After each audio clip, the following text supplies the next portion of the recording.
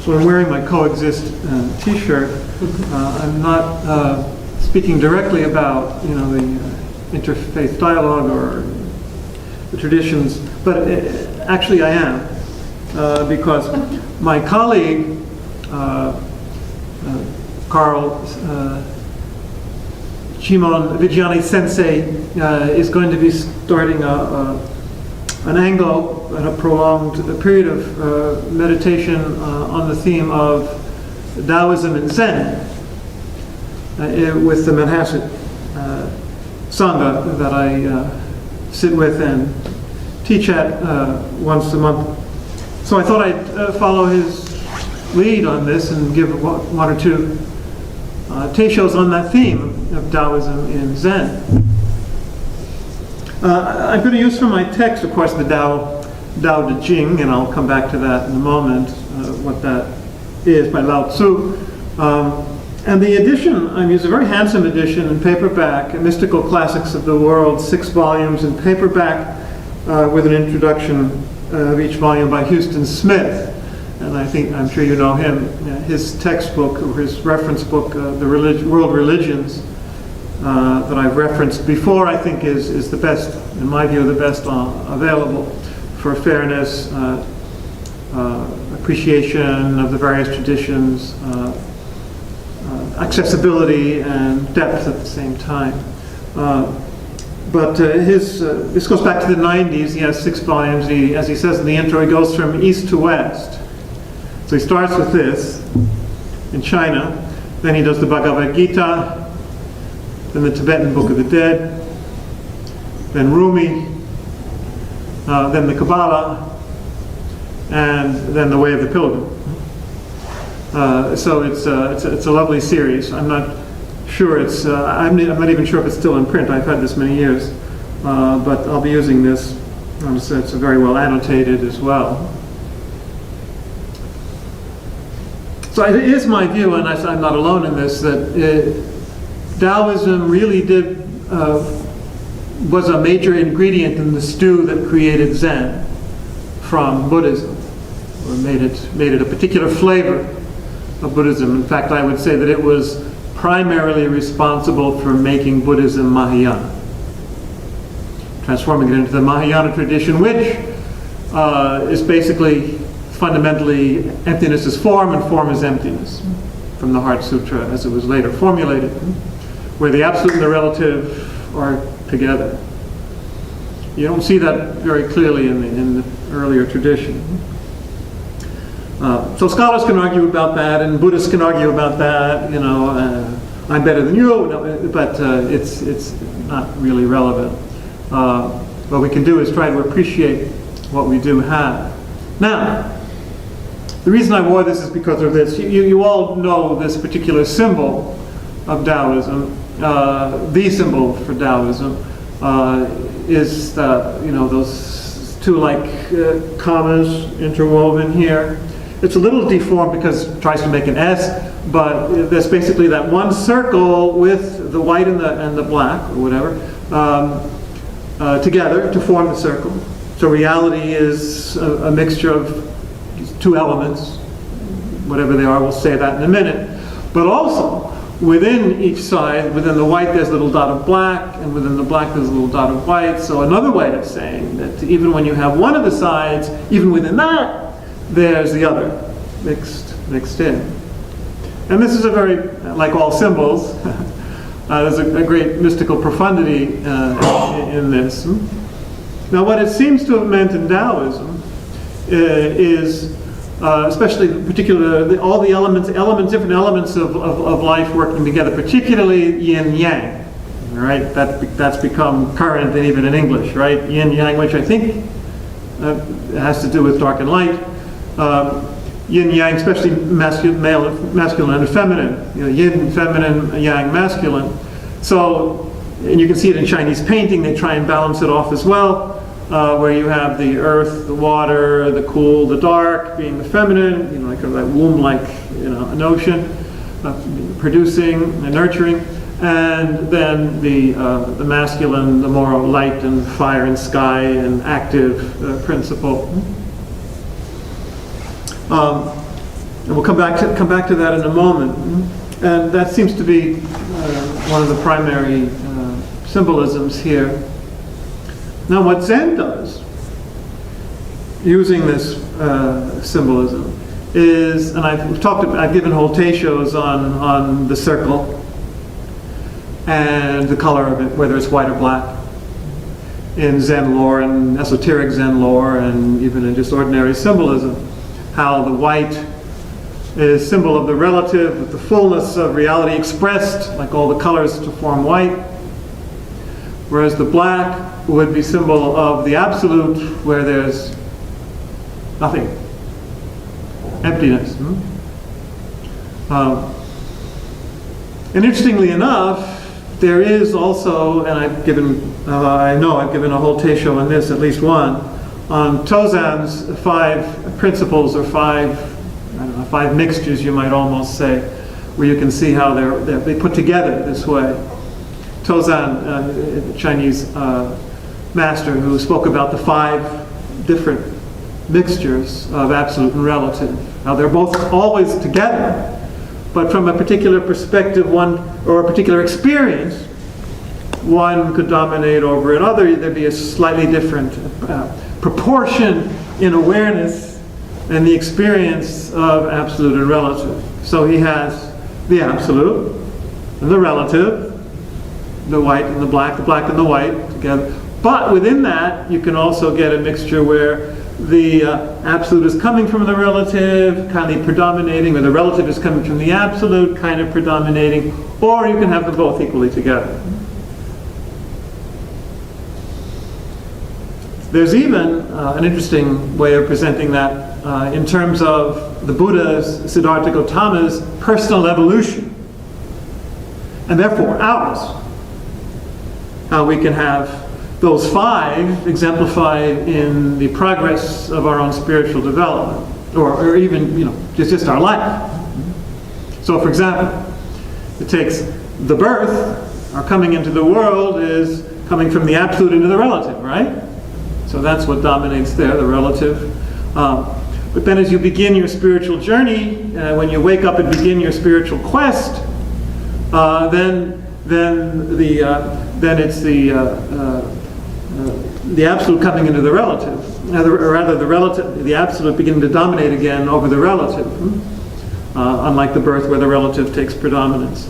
So that's where the two are mixed, with one's predominating over the other. But in the enlightenment experience, so the Buddha, not even at midlife, but towards that, around the age of 30, and like Jesus in his baptism, you have the absolute and relative coming together equally, which is the Mahayana creed, or as he said it is enlightenment. I in all things found the way of course being Tao. That's exactly what Tao means, the way.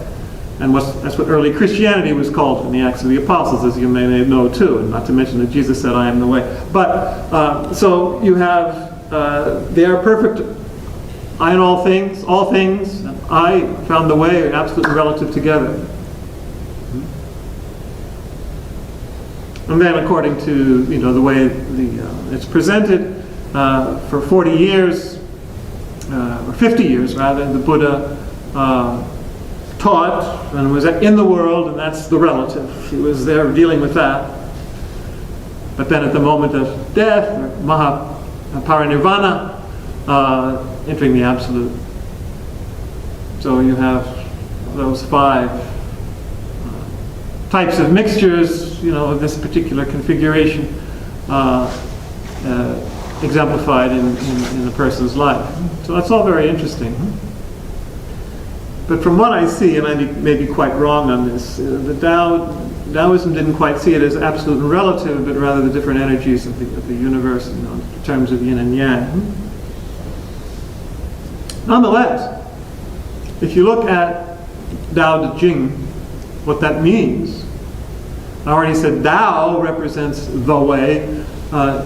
It was used by some Christian translators recently, in the past decades, to say, well, in the beginning was the Tao, and the Tao was, so in the beginning was the words, was the Logos. It's kind of the source from which it all comes, the emptiness from which everything comes.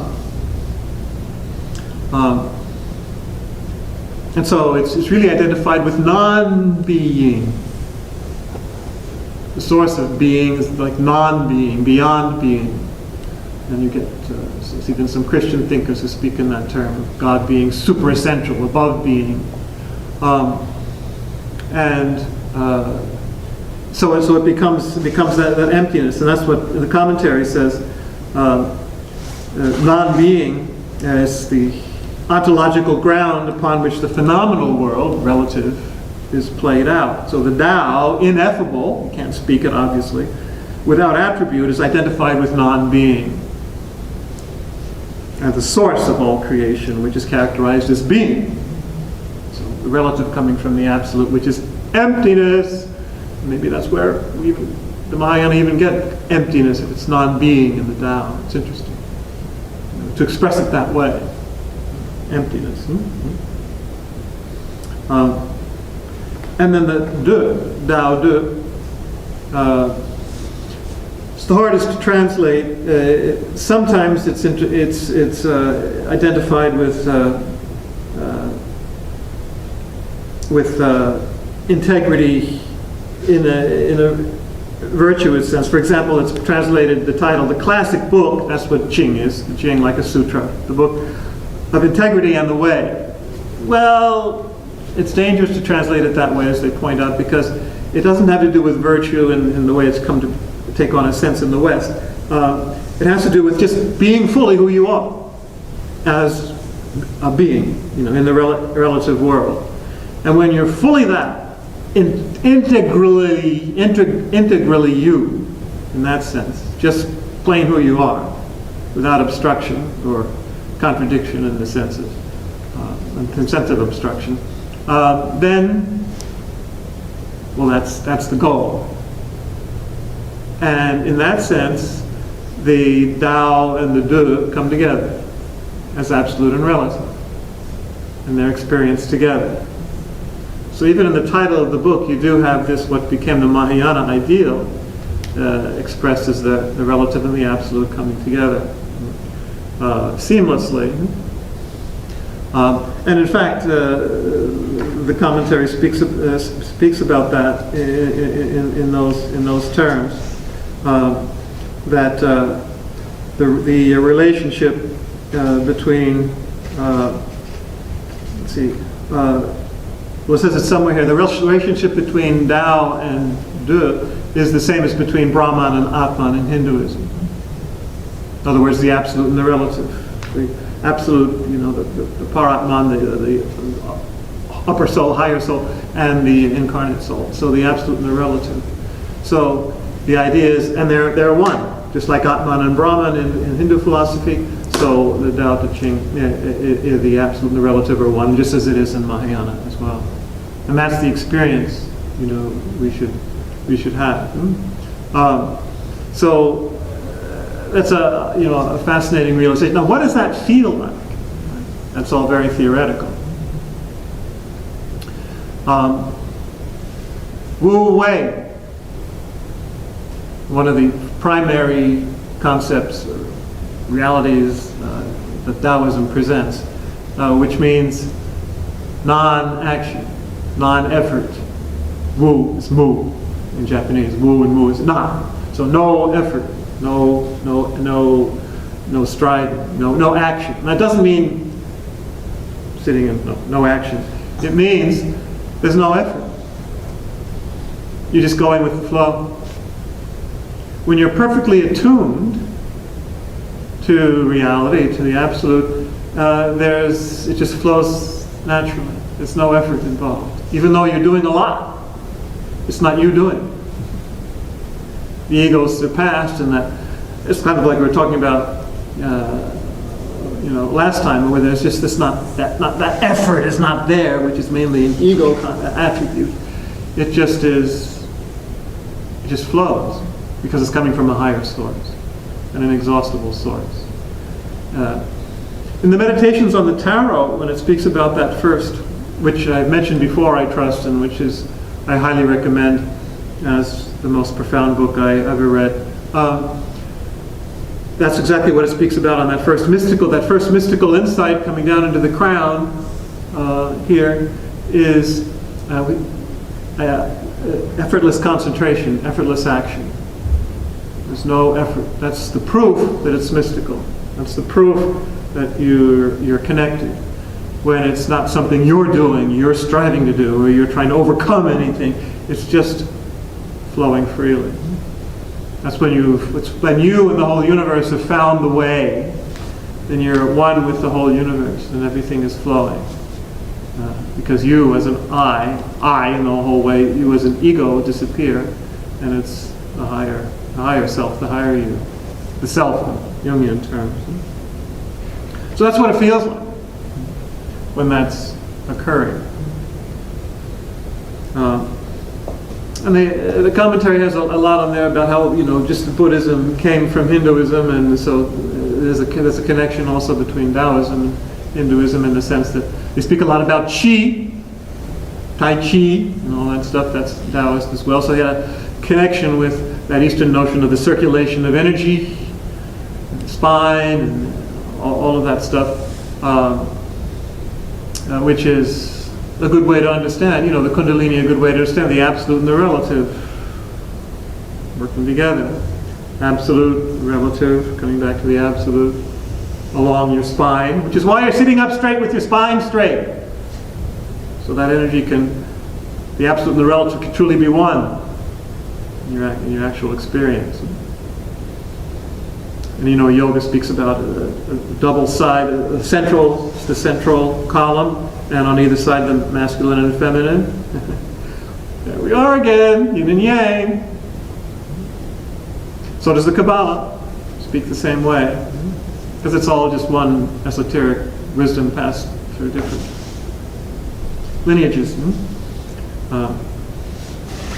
And actually it's not just about left and right, but about front and back, clockwise and counterclockwise. Counterclockwise is to the absolute, facing my way, and clockwise is to the relative. And that's the way the energy circulates, one direction or other, towards the absolute or to the relative. So it all fits together. And finally, just a couple of texts that indicate some of this wisdom from the Tao Te Ching. The ways that can be walked are not the eternal way. The names that can be named are not the eternal names. So the Tao is beyond all naming and all attribute. The nameless is the origin of the myriad creatures. And the named is the mother of myriad creatures. There's that feminine, nurturing earth. So that's there. Being and non-being give birth to each other. There you go. Absolutely relative, forming a cycle of energy, one engendering the other. By the way, in terms of astrophysics, the black hole is the emptiness of the absolute. You just heard about the gravitational waves and the dance of the black holes. So that's being and non-being giving birth to each other. It's happening right now. And you too, I hope. The way is empty. It never refills with use. Just keeps circulating and emptying. Bottomless it is, like the forefather of the myriad creatures. It files away sharp points, unravels tangles, diffuses light, so it gets off the rough edges. And what did Isaiah say? What did John the Baptist say? The valleys shall be raised up, and the mountains made low, and the rough made smooth, and crooked straight. And finally, the softest thing under heaven gallops triumphantly over the hardest thing under heaven. Now that's the old thing about, if you don't resist bend with the wind, don't stand up to it. It's the softness of the water that overcomes all things, that enters all things, and finally overcomes all things. Non-being penetrates non-space. I know the advantages of non-action. Wu Wei. The doctrine without words. Words can't express it. The advantage of non-action. Few under heaven can realize these. Few under heaven can realize these. Can you?